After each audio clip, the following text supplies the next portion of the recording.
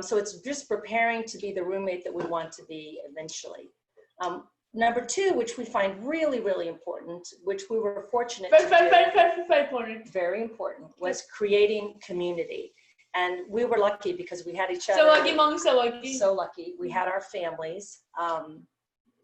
But for people that don't automatically, either you've moved to a new area or your lives have just been such that you feel isolated, we would encourage you to find or create that community, whoever your circle of support can be. Because I can tell you, I don't think any of us, of these 8 apartments that moved into the building, we would not have had the confidence to do it if we didn't know that there were other families on this journey with us. So it's not just us alone, it's not Emma alone, it's knowing that we already have other eyes and people involved in each other's lives, which is so important. The third one, it can be a tricky one, and I'll be honest, our children, and we were in Virginia, like the rest of you, in Arlington County, we were not offered an inclusive educational opportunity. And I will be very frank in saying that does not serve our children very well. I mean, if you expect someone to age out at the age of 22 and then to be comfortable with the rest of the greater world without giving them those opportunities to do for the first 22 years, it can be very challenging. So we would encourage you to, whether it's in recreation or it's in your church. I know Ben has worked has served as an usher in his church community. Like, just, you know, coaches. You can do therapeutic rec through your community, or you can just ask to get supports at any recreation program that you find. But we would really encourage you to, if you think that the rest of your life is going to be in the greater community, then we need to have more experiences, kind of testing those waters when we are younger and when we're growing up. And the last one is a really important one. We have a whole slide for this, and Bertra is going to touch on number 4, exploring supported decision-making, later in the presentation. So first we're going to, Bertra's going to introduce Ben a little bit, and then Ben is going to speak for himself. But Bertra, why don't you tee him up, please? Right, so Ben is the youngest of 3 siblings, and has just been blessed to have leaders in his life and mentors in his home. Especially as Donna mentioned, these opportunities weren't available through your normal setting, which is in the school where you make friends and join clubs. That was not the route that we were offered. So Ben, I've got to say, this is a segue to the last slide, but Steve and I never anticipated Ben would live anywhere other than with us.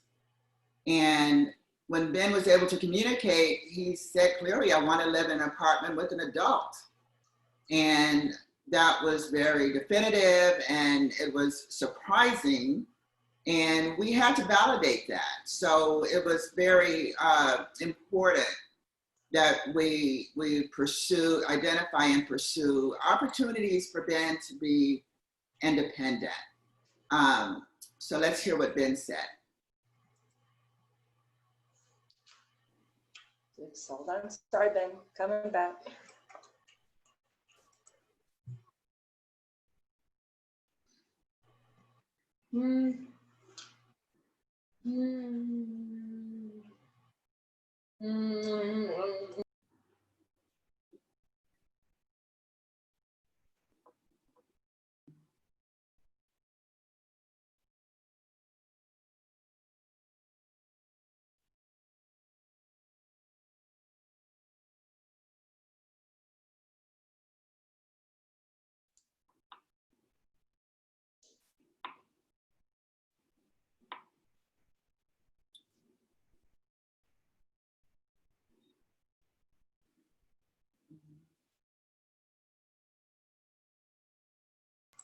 Right, and Ben wrote a little bit about his experience now that he is in the apartment. So let Ben read that to you.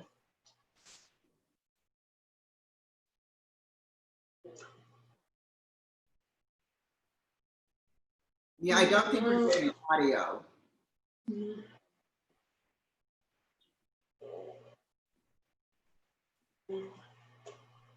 Sorry, Bertra, can you not hear that? No. And I Can just, anyone hear it? someone else said no. No, it's not coming through. Did you hear the first one? No. Okay, hold on. Let's try. Let's go back. Yeah, let me turn the volume all the way up. Sorry about that, Ben. This now could be really loud. My apologies. Let's try it again.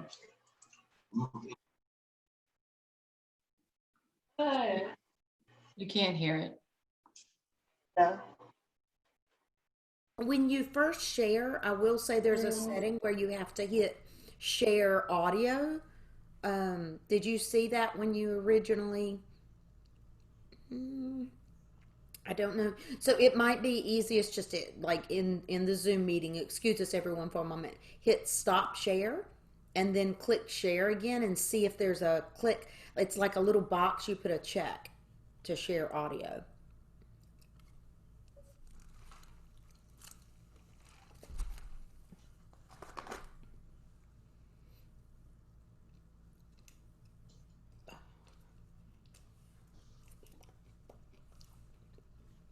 That wasn't it. I just did that with a chocolate. And then We'll do it again. Just try it again.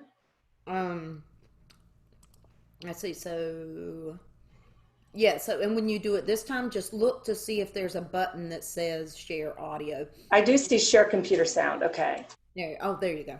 Okay, got it. Thank you. Sorry about that, guys. We thought we had tested everything that could possibly happen. All right, let's go back. Sorry, Ben. We're going to go back. Our apologies. All right, share. Okay. Meet Ben.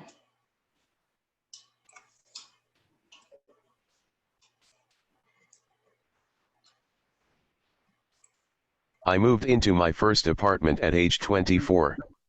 My brother, Brad, was my first roommate and started me on the path to independence, including making my own lunch, doing my own laundry, and grocery shopping.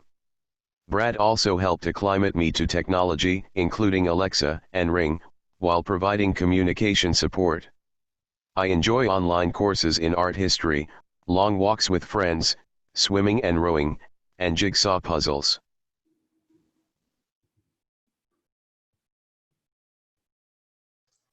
All right, and Ben also wrote a reflection on apartment living. Take two. I like my apartment, and am enjoying independence. Independence to me means making decisions about how I spend my time. I need support with some things, and I have friends and family to help me. I am happy to have my own place. All right, meet Emma. Thank you, Ben. Meet Emma. Emma was diagnosed at 20 months with autism, and then shortly after that, she was diagnosed with a seizure disorder. And she's also the youngest of 3 children.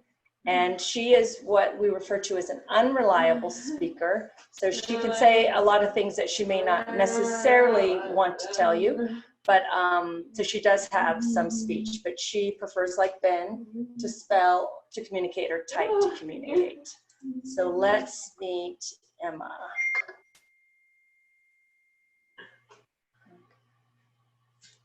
I moved into my own apartment in early December at the age of 22. My roommate and communication partner, Katie, helps with meals, shopping, getting out for walks and yoga, and has been very agreeable about binging music videos and Netflix. Katie also accompanies me to my day program on Tuesdays and Thursdays and to class at GW University. All right, and then we wanted to share Emma's reflection on apartment living. And this is her roommate, Katie, in the background. They have just made a beautiful dinner. Well, Emma was maybe a little bit more the sous chef, dishwasher emptier. Katie was probably the source of this beautiful dinner. It is going much better than I imagined. My roommate, Katie, is very patient. I have a lot of time to be with friends. I can be by myself and take care of my basic needs. I am proud of myself and my friends for taking this big step. All right, thank you. All right, hopefully we we also told our friends at the Art that we're so excited that you're all going to have an opportunity to see the film. It is really beautiful and something we're very proud of and excited about. But well before the film, there was an amazing book written by a 13-year-old autistic, non-speaking Japanese boy, Naoki Higashida.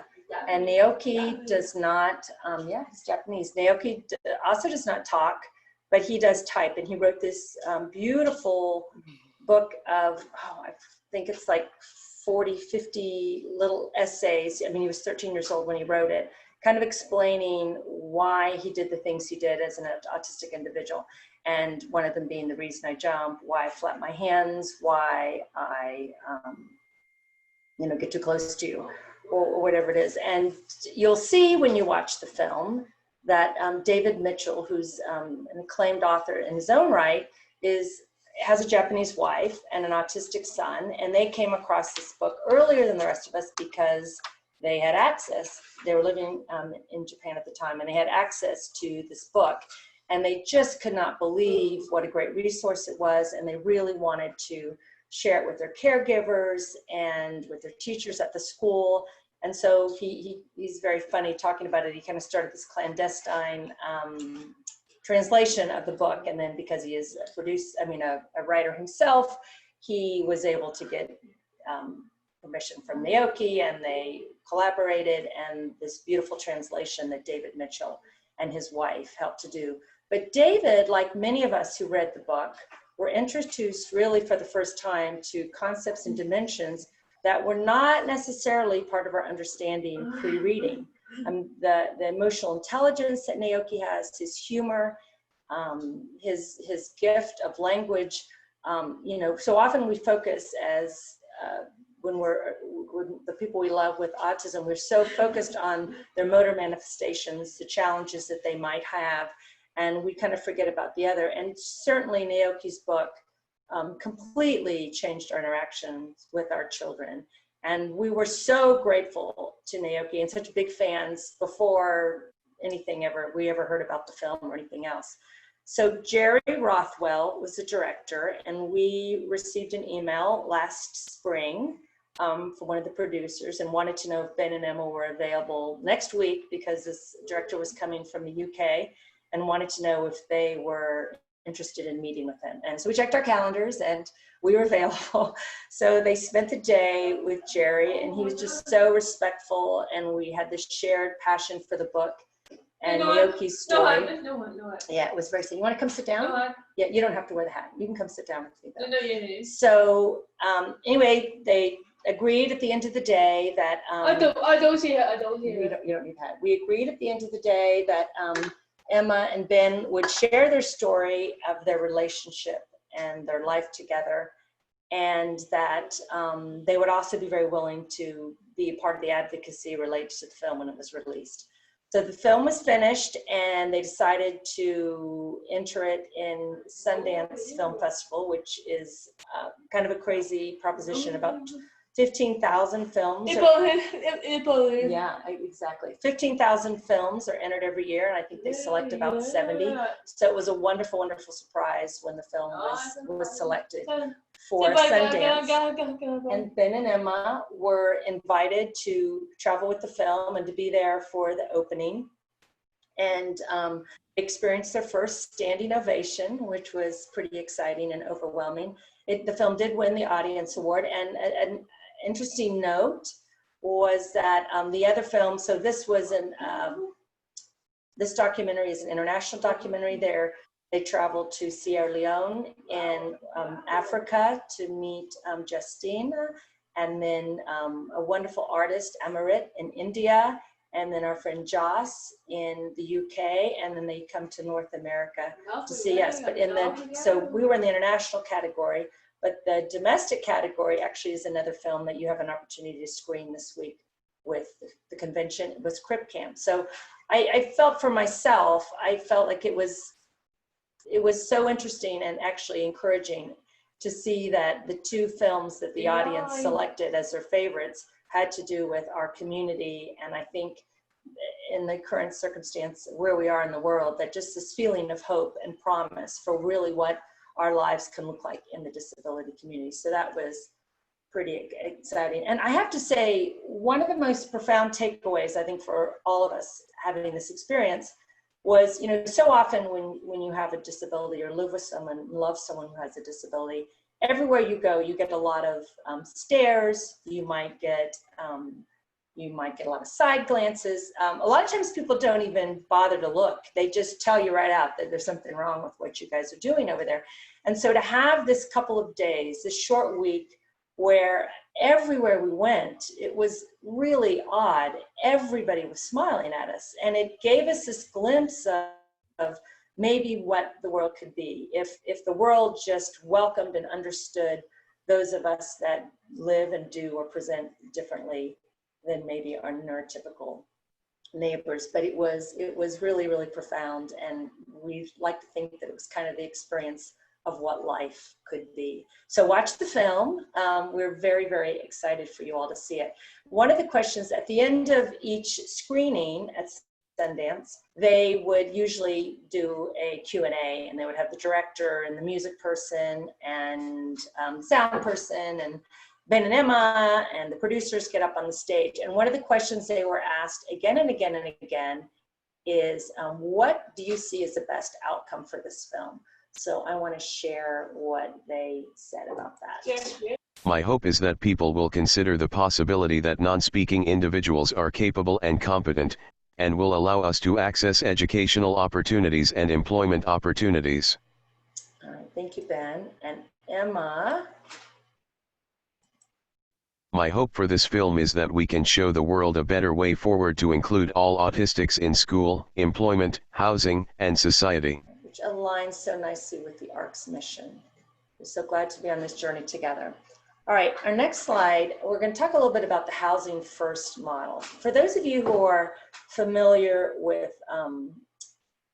housing advocacy and issues surrounding the homelessness, forever, historically, we always wanted to wait until an individual was ready to be housed. So if it was a homeless person or someone at risk of homelessness and they had an addiction problem and they weren't working and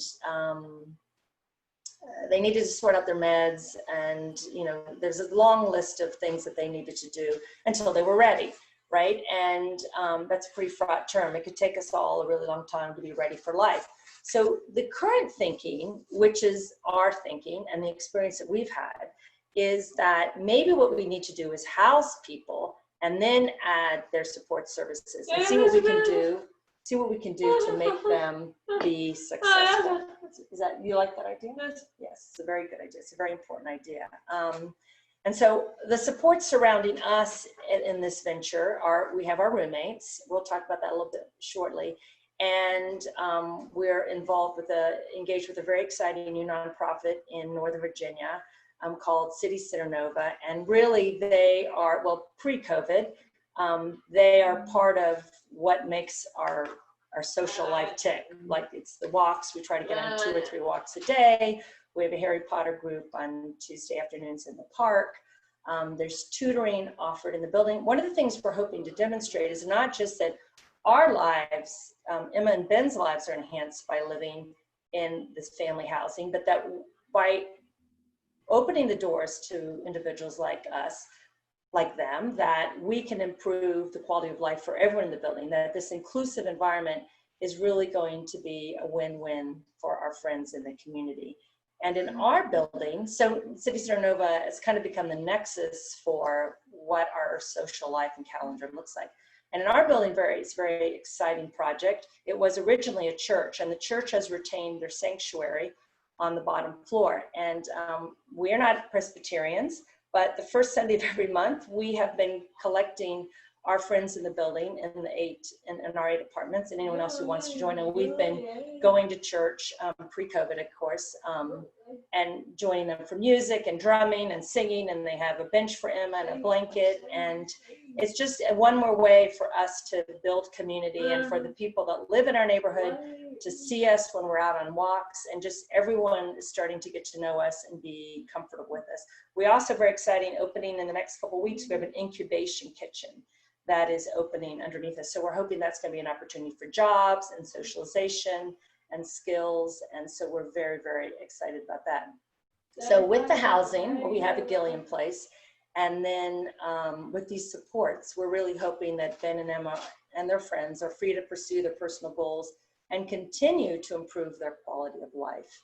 And I want to real quickly say something about independence. Ben and Emma have been taking this really great survey class at George Washington University about the lived experience of autism. And we had a wonderful anthropologist come and lecture to them. And he spent some time talking about, he basically looks at disability around the world and specifically spends a lot of time looking at autistics around the world. And he was making the argument that maybe independence is overrated. I mean, certainly we all know that now with COVID. We're all like stuck in our pods and we're doing these things. And his argument was maybe the most important thing we do is to see where we fit in a larger group. And maybe Emma's really good at unloading the dishwasher, but she's never a great cook. But maybe Ben's going to be a great cook, or maybe somebody else will learn how to drive. So it's kind of like cultures where you don't move your elder members of the family out. Grandma might be able to do the childcare. She might be able to clean the peas for dinner, whatever. We all work as a group. So instead of this idea that we're all working for independence, maybe the idea is we're all trying to work together. And we are really very excited about that opportunity that they've been given. And one last thing we should say is it's probably important early on to identify housing as a goal. Honestly, like Bertha said in the beginning, her and Stephen, we had never considered it really for Emma. Both of our families, we have siblings, they're our youngest children, we thought we would just live for forever. And we hadn't really ever asked Emma what she thought about that. And it was actually, ironically, another documentary, Life Animated, that Ron Susskind wrote about his son, Owen. And in the documentary, Owen moves out of the family home. It's actually, to me as a parent, a kind of scary scene. It's beautiful, but family just drives off and Owen's on the bed looking at his Disney videos. And so we came home and wanted to make sure Emma wasn't traumatized. So we asked her about this. He also in the documentary has a really sweet girlfriend. And so we got home that night and we're kind of processing it and asked Emma, well, what do you think about living alone? And she was like, I want to live alone. This is exactly what I want to do. And I want a boyfriend too. So it was like, these questions we need to ask. We need to be having these conversations earlier. And it's important that we don't just see the barriers to housing. So many of the things that we think are insurmountable, accommodations can be made. We are so lucky because in Virginia, we have Jeannie Cummings. She's presenting this week. And please try to, if you haven't met her, get to know her. She's the Senior Regional Housing Coordinator for Virginia Department of Behavioral Health. And she is just amazing. And when we made the initial contact to her, I had this list of things that we felt could be barriers for Emma. Emma can be kind of loud. When she wakes up in the morning, she sometimes stomps her feet. You know, what are the neighbors? Sorry about that, Emma. We're oversharing, Emma would tell you. But that, you know, maybe the neighbors don't want someone who's stomping on the thing. And Jeannie said, that's an accommodation. You put her on the bottom floor, put the incubation kitchen underneath her. No one is ever going to know she's stomping. If you think she makes other noises, then Ben will be her. You'll live next to her. If you think she has some safety issues, you need an apartment. Ben needs an apartment. So just thinking not so much of all these barriers, but how we can go past those barriers or those interfering behaviors and see how they can be accommodated. Before we move to the next slide, I should do a little shout out here to our friend Juan. Has also been Ben and Emma's friend for a very long time. And he also lives on the second floor of their apartment building. And we love this picture. They had just completed a tour at the Smithsonian with some researchers and had been discussing whether or not they could be part of that research and scanning those. I know, I'm sharing everything today. Sharing those botanical specimens. Okay, we'll go to the next one. So anyway, those are some very happy friends sitting on that bench outside the Smithsonian. Wow. Okay, what do you need in a roommate? What do I need help with? This is a good time to introduce Katie. None of this would be possible without our great roommates. I mean, that's just an accommodation that a lot of our friends need. Katie is, I should say, a student at Stanford. we'll have a treat. Emma's outing me that we're gonna have a Diet Coke when this is all over, sorry. So Emma, Katie is an old family friend, and she was a student at Stanford, and we heard that she was taking a break after her junior year. So at Stanford, so we boldly reached out to her, and that's one of the things you need to do when you're looking for these roommates. Be bold, be creative, and think. And so Katie, just because she's such an amazing person, just loved the idea. And we got her trained on the letterboard, Emma's Communication, and so then worked as Emma's communication partner at her day program, Spark. And she's just a really calming influence for Emma. She knows how to help Emma regulate. As a college athlete, she's very active, and these guys need a very intense motor diet. Ben took an early walk this morning with his mother, and then when we went out the door at 9:30 with Katie, Ben went out again. I mean, it's a way to build out our day. And Katie has just been on board for all of that. So just looking for who are those people? What do you need? All right, Ben, let's hear from you and your mom. Right. So again, startled by this prospect of your adult child wanting to live alone. There's so much to do. And it's very important to find the right person. And so Ben interviewed a prospective roommate 8 months ago. And it was an actual interview. And, what do you like and what makes you angry? And what kind of roommate are you looking for? And luckily, the young man that Ben was interviewing said, well, I like someone who's quiet. And so that was a big check, that we can certainly fulfill that requirement. But the important thing is to build the relationship before the formal move in. Ben and Mike continue to spend time together. Of course, everything was derailed by COVID, and taking extra steps to make sure that all of the households, including the apartment, Mike's household, our family household, remain safe, and that no one is unnecessarily jeopardized by coming into contact with the COVID. So again, we start with, the interview and start spending one afternoon together and making sure that the roommates meet. Ben's brother had a chance to spend time with Ben and Mike and to observe them and to mentor them both in being roommates. So an afternoon grows into a weekend, and then 3 nights, and we're now approaching a 5-night stay where there's minimal engagement with me, but they have to organize their day and problem solve. There was a situation, they were at the grocery store and Ben's card didn't work. And so Mike said, well, I just used my card. And I said, well, that's awesome problem solving. And then we were encouraging them to manage the budget for groceries. And, the money isn't unlimited. And so Mike says, well, what we did this time is we got 2 grocery carts, and I made sure that Ben's grocery cart was within his budget. I said, that's an excellent strategy. And so Ben's prospective roommate is learning problem solving skills and learning how to best support Ben. And again, that goes back to identifying where the gaps are. What do you need? What do you need support with? Ben needs support with managing money and spending money and accounting for money. He's an excellent housekeeper. He's immaculate. He's extraordinarily organized.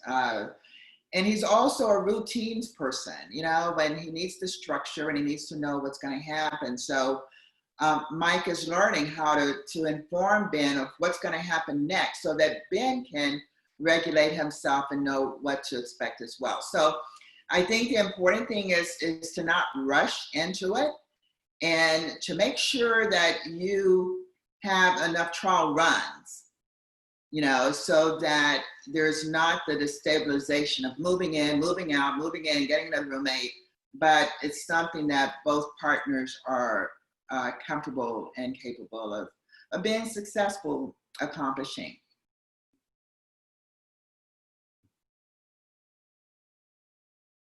Next. Thank you, Bertram. Yeah, I was just going to say, I don't think you mentioned, but I think our audience will probably find it very interesting. And Mike is comfortable with us sharing, but our friend Mike is actually also in the spectrum. He talks, but he is autistic. And so it could be an interesting, we're really excited if this works. It could be something we would like to reproduce because Mike does not have, he doesn't have access to the housing waiver because his disability is such that, yeah, go ahead, sweetheart. You come sit down, come get back in the picture. But so this allows him to have housing with Ben because as Ben's accommodation, his roommate gets to live rent-free, but then it allows Mike to have companionship, and because he may have some difficulties being fully employed, it could be really, if this works, and we're watching to see very carefully, we have a really good first out the door. It looks really great, but it could be a really promising for us to do moving forward. In fact, when Emma gets her new roommate, we are meeting and talking with the family who talking to a family who also has an autistic daughter that we're thinking this may be something that we can do again and again. All right, next slide. You see, we're totally just given up. Emma's now drinking my Diet Coke. Okay, so Bertha, if I can put you on supported decision. Sure. An important aspect of this independence is growing supported decision making. We were introduced to this new program late last year. It's co-sponsored by Syracuse University and the ARC. And it's a framework for increasing the participation of the individual with disabilities in decision making. And so what we're doing is we're moving them from a passive stakeholder to an active stakeholder. SDM does not replace guardianship. I find it as a complement to guardianship. I think many of you may have gone through the guardianship process. It is very parent driven. You basically express what your wishes are for your child going forward. Just as an aside, there have been numerous bumps on this journey with autism, but I've got to say that the guardianship process was very profound for me. And I think that when you read the letter from the pediatrician stating this is a lifelong situation, that this is a lifelong disability that doesn't change, it was a kick in the gut for me. So guardianship is very much a watershed in the journey for me. So when we started learning about supported decision making, it required a paradigm shift, which is it's not only what we as parents want for our children, it's what the child wants, it's what the adult wants in their life. And just as Ben said, independence means I can decide how to spend my time. Well, there are other decisions that these individuals may want to make. So, we make the decision regarding reproductive rights. We make the decision regarding voting rights. There are other kinds of decisions like that are part of guardianship, which these individuals may actually want a voice on. Ben was very vocal recently as part of this roommate search that he said, we started drawing out possibilities, and he said, I want a male roommate. Well, that was very decisive, and I really congratulated him for feeling that he had the agency to express that personal desire. And that is what's key with supported decision making, is giving our kids the agency to express their desires for their future and how they want to live and with whom they want to live. And it's just been eye-opening, it's been humbling. We've currently completed the first round of the pilot, and we're participating in the assessment phase.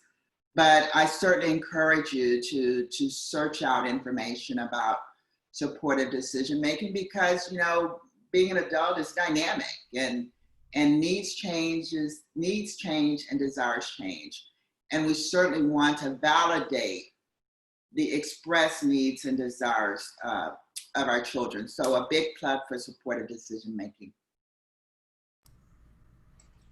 Right. Thank you, Bertra and Ben. And that actually brings us to the end of our presentation. We wanted to leave some time for questions. So if our moderator wants to see if there's any questions, Ben or Emma. We do have some questions. First, Tanya just wanted to make an announcement that we are having 2 sessions on supported decision-making. One tomorrow at 2 p.m. and the second is on Friday at 2 p.m. And attorney Jonathan Martinez will present both of these sessions. So just for everybody on the session, that's information. So if you're looking today, tomorrow, and then Friday. We have quite a few comments and questions. Karen Gregory wants to know, how do you prepare a person for independent living when they lack so many skills for it? My son is 30. He is very social and wanting to be involved in activities. He wants to be pleasing to others. He does not have many skills. He usually learns so much from others versus me trying to help him. I'll start. I think that the transition to independence is as much an adjustment for parents as it is for the kids. Maybe more so for parents, because we have been so used to driving this train. And I think as we discussed earlier in the presentation, make the list. My son did an amazing spreadsheet of what does Ben need to know, what does he know, and this includes skills, and then who's going to provide it for him? Is it going to be his parents? Is it going to be an aide? Is it going to be the roommate? So that you actually have it visually in front of you. And everyone is different in terms of what their needs and capabilities are. So just be real, be realistic about what the needs are in terms of support, and then charting out who's going to provide the support. Thank you. TJ wanted to express that he hoped, I'm not sure if TJ is a man or a woman, so I shouldn't say he. They hope to be in an independent apartment like you both when they are older too. So I think Ben and Emma have inspired TJ as he becomes an adult, or she becomes an adult. Jill Eagle just wanted to acknowledge how all of you have made a difference for the lives that you've touched for people like them with communication issues. You are true leaders within the civil rights movement for autism, and I am so proud of you, and please let Ben and Emma know. Michael Mannion said that his parents are founders of City Center Nova, and they're very proud to have known Donna. She's a wonderful resource. Emma is a jewel, and so are Ben and Bertra. And he goes on to invite you to look at his website and become members, and Awesome. so you can help to create your own grassroots movement in the area for inclusive housing. Yeah. Sean Kirk has a question. How can we engage our communities around the importance of people with developmental disabilities having the right to live independently in their community instead of in a segregated setting? Awesome. Awesome. Awesome. Awesome. Awesome. Awesome. Awesome. Awesome. Awesome. Awesome. Awesome. What Ben is writing, I will talk. Emma said advocacy, and we've learned there really is a dearth of research. No one, it's like a lot of things we do. We just do it. It's like when we opened up the institutions and we just let people out.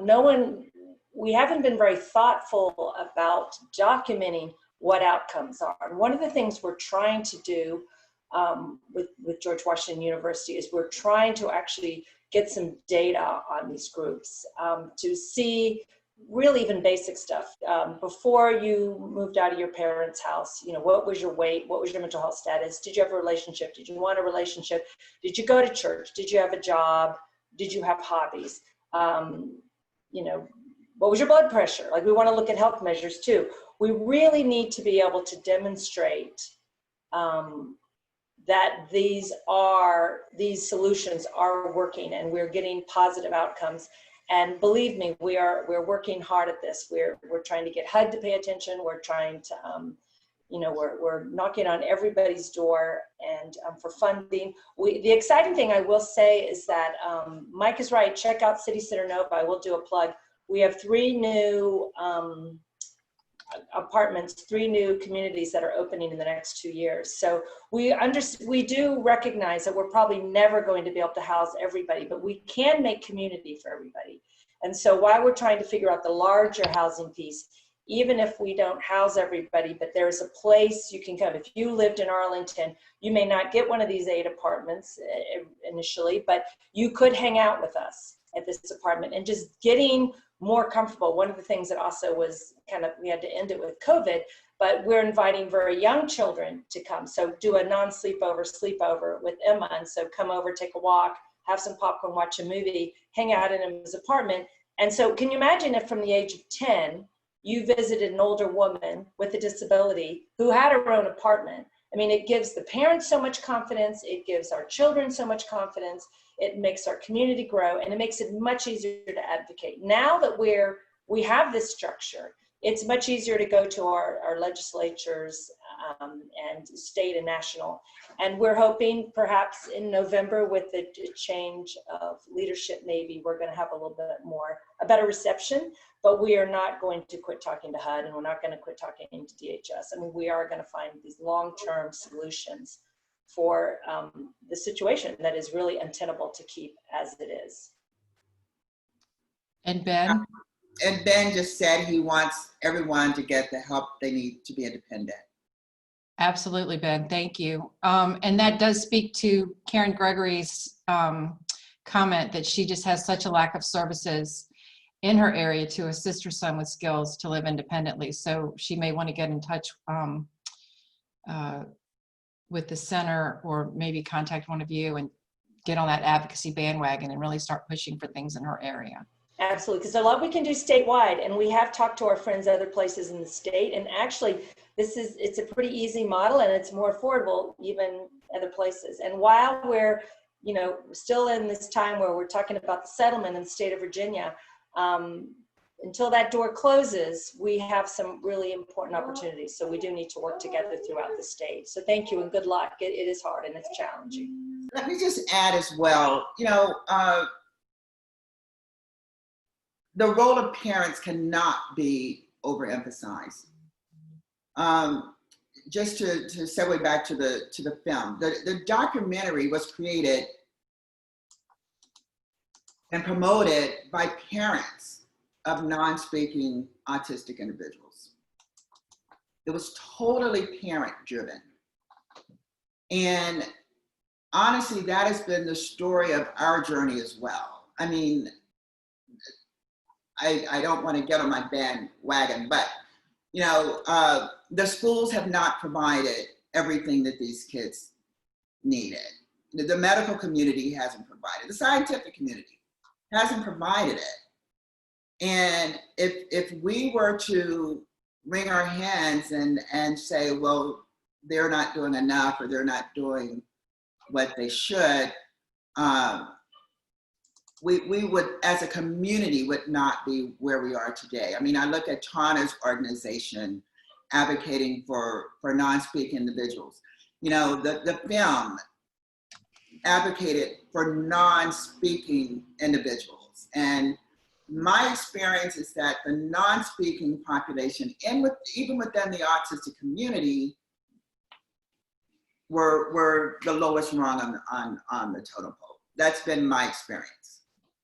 You know, we were not given access to general education. Did not have access to sports and some of the other opportunities that were available to individuals with autism who could speak. Right. And I think it's constantly changing and moving, and it's very hard for parents to try to keep up with,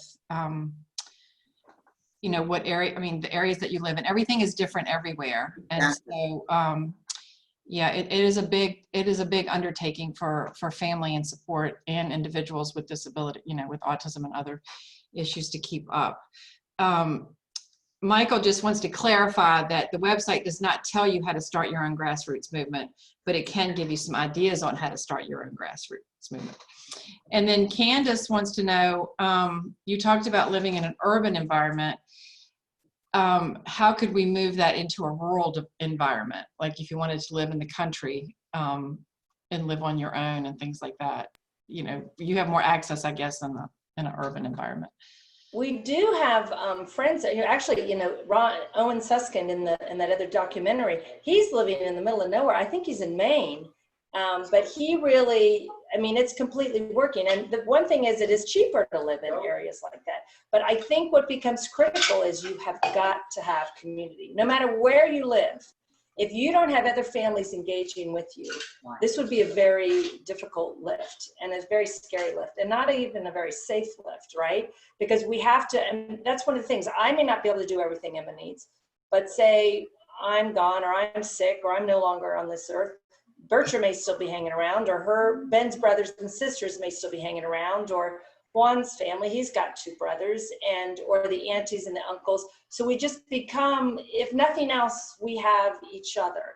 And so you could be anywhere. And it is nice that we can walk these places, but you know, you might need to get a friend who can drive. I mean, and you know, there's a lot of our friends in the disability community that can drive. There's people that are, that would, you know, and everything is changing, right? I mean, we're gonna get autonomous vehicles. First we gotta get through COVID, but things are changing. So I think there's reason to stay hopeful, but we've got to look at the technology and we have to build community. We have to build community. No more. Candace also wanted to know how the virus has affected Ben and Emma living independently.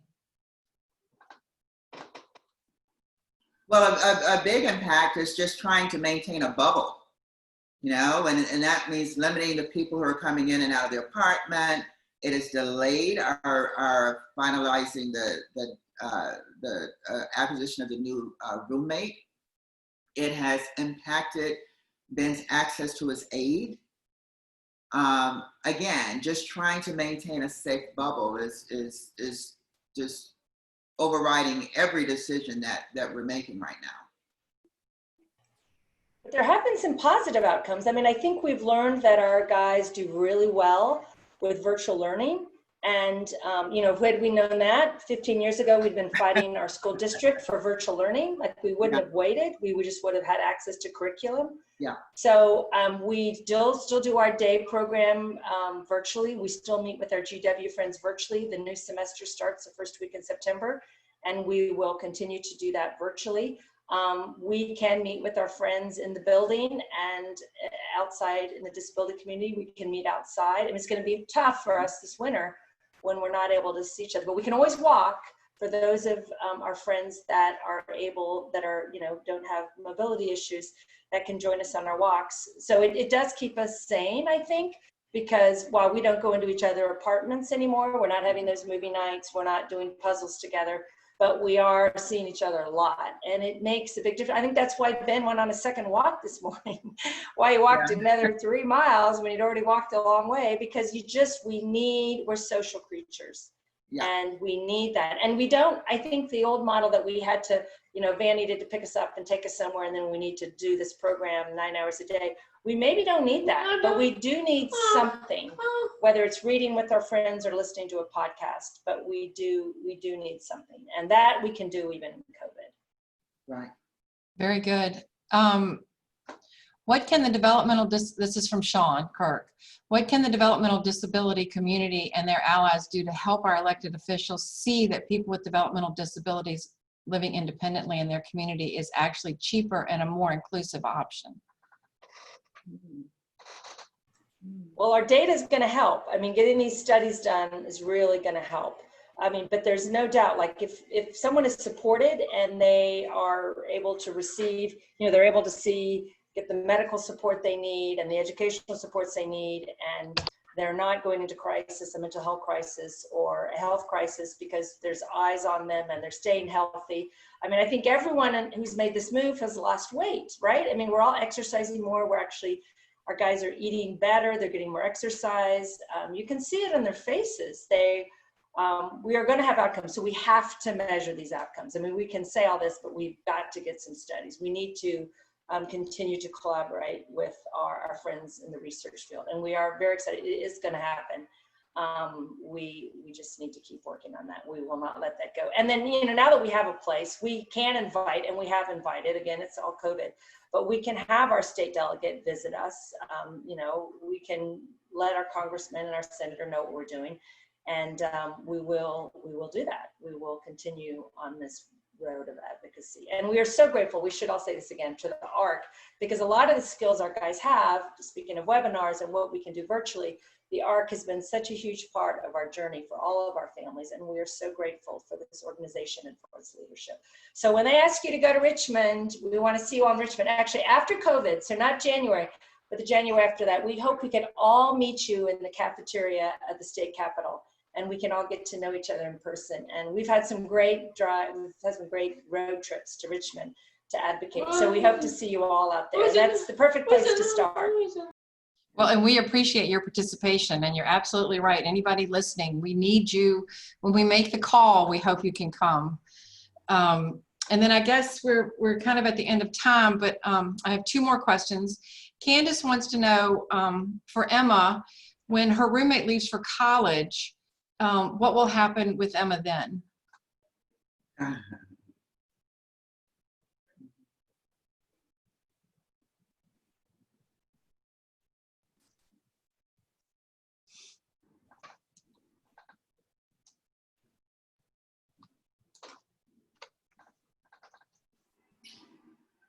Okay, this is a burning question in our house, causing a lot of anxiety, but we actually have another communication partner that had left the area and is thinking about grad school. She's already trained on the letter boards. She's also a family friend. I don't know what we're gonna do when we run out of family friends, but her name is Meryl, and she's gonna move in January when Katie goes back to school. And then our long-term solution, we're very jealous of Ben and Mike. Our long-term solution is we've got our eyes on a couple of young women that are also in the parents' basement that are also autistic, but they speak and they have a separate set of skills that Emma has. And so we're going to, as soon as COVID's over, we're going to start a meeting and kind of following Ben's lead and getting to know these young women. See, Emma's getting anxious even thinking, but she doesn't want to, she can't think of life after Katie. Right. But so anyway, thank you for asking and wish us luck. We do. We wish you the best of luck. And then our last question as we close is from Reed Eaton. And he just likes some tips on how do you interview roommates, especially with a developmental disability. What's a tip for interviewing? Why Ben is writing, I think it's really important that it has to be organic, like just do things together, like go to the movies, go for a walk, find out what your interests are, and then talk to everyone you know, because there are people, whatever, Peace Corps volunteers that came back in the area, a Vista volunteer who came back, like people that you know are already kind of oriented this way toward this work, that want to make a difference, that maybe aren't trying to pay off a $500,000 student loan. It's a good way to be able to, because our roommates are not like our full-time caregivers. They're going to work and they're not having to pay rent. So it can be very attractive to a lot of really great people. So put the word out, interview, have organic interactions, and just good luck. It's not, I mean, we've all found our roommates. A lot of our guys started out with a sibling that then moved on. Ben's first roommate with his brother who just left for law school, and Juan's first roommate was his brother who just left for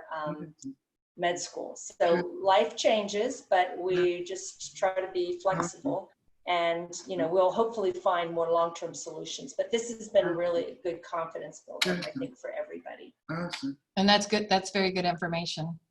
Awesome. Awesome. Ben says, start with a list of questions of things that are important to you. And I was going to say that Ben's first interview with Mike was very revealing, and I think it made everyone think, like, well, how important is this? And you know, situational questions. What would you do if? Take the time to get it right.